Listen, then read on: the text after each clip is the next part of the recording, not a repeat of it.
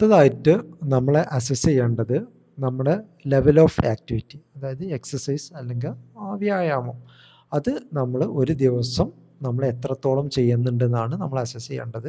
നമുക്ക് ഈ life style disease ആയിട്ടുള്ള PCOS, ഡയബറ്റീസ് ഇതൊക്കെ പ്രിവെൻറ്റ് ചെയ്യാൻ വേണ്ടിയിട്ട് റെക്കമെൻഡേഷൻ പ്രകാരം പറയുന്നത് ഒരു ആഴ്ചയിൽ 150 മിനിറ്റാണ് പറയുന്നത്.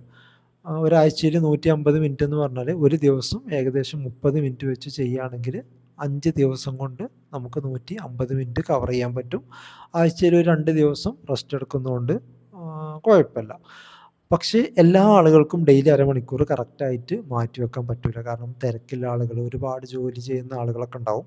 അപ്പോൾ അതിനൊക്കെ നമ്മൾ ആൾട്ടർനേറ്റീവ് സൊല്യൂഷൻ കാണണം. അപ്പോൾ കറക്റ്റായിട്ട് ഒരു എക്സസൈസ് ചെയ്യാൻ പറ്റാത്ത ആളാണ് എന്നുണ്ടെങ്കിൽ അദ്ദേഹത്തിന് സ്റ്റാർട്ടിങ് എന്നുള്ള രീതിയിൽ ചെയ്യാൻ പറ്റുന്നൊരു കാര്യമാണ് ഒരു 5-10 മിനിറ്റ് വെച്ചിട്ട് 3 നേരം ചെയ്യുക. അതായത് രാവിലെ, ഉച്ചയ്ക്ക്, രാത്രി ഫുഡ് കഴിച്ച ഉടനെ നമ്മൾ എവിടെയെങ്കിലും ഒരു സ്ഥലത്ത് ഇരിക്കുകയോ കിടക്കുകയോ ചെയ്യുന്നതിന് പകരം ഫുഡ് കഴിച്ച ഉടനെ അല്ല 5 to 10 മിനിറ്റ്സ് നമുക്ക് ജസ്റ്റ് ഒന്ന് ചെറിയ രീതിയിൽ വാക്കോ അല്ലെങ്കിൽ നമ്മൾ വേറെ എന്തെങ്കിലും ഒരു ആക്ടിവിറ്റിയിൽ എൻഗേജ് ചെയ്യുകയാണെങ്കിൽ അതുവഴി നമുക്ക് പോസ്റ്റ് മീൽ, ഭക്ഷണത്തിന് ശേഷമുള്ള ഷുഗർ സ്പൈക്ക് അല്ലെങ്കിൽ ഇൻസുലിൻ സ്പൈക്കിനെ നമുക്ക് കൺട്രോൾ ചെയ്യാൻ പറ്റും.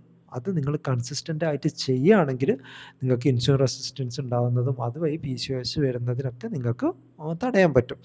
ഇനി ഒരു വ്യക്തിക്ക് ഈ 30 മിനിറ്റ്സ് എക്സസൈസും അതിൻ്റെ പുറമെ ഈ ഫുഡ് കഴിച്ച ഉടനെ നമ്മൾ ഈ ഇരിക്കുന്ന ശീലം ഉണ്ടെങ്കിൽ അതും കൂടി കട്ട് ചെയ്യാൻ സാധിക്കുകയാണെന്നുണ്ടെങ്കിൽ ആ ഒരു വ്യക്തിക്ക് എത്രയും പെട്ടെന്ന് തന്നെ അവരെ ലൈഫ് സ്റ്റൈൽ ഡിസീസായ PCOSനെ അവർക്ക് റിവേഴ്സ് ചെയ്യാൻ വേണ്ടിയിട്ട് സാധിക്കും.